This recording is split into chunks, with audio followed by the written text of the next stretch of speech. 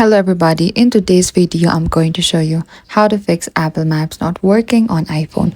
If Apple Map is not working on your iPhone, whether it's not loading, crashing, showing a blank screen or failing to provide direction, do not worry. So firstly, check your internet connection. Apple Maps require an active Wi-Fi or cellular data connection to load maps and provide direction. And next, make sure location services are enabled. Open the settings.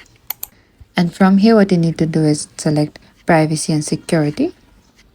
And over here, select location services in the top and make sure it is enabled in the top right. If it is disabled, simply toggle it on and that is it.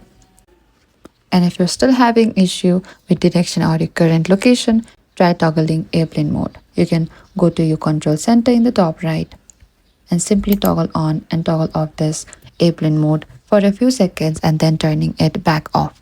This refreshes your network connection and can improve GPS performance as well. And that is it. That's how you can fix Apple Maps if it is not working on your iPhone. Thank you for watching this video. I hope this video was helpful.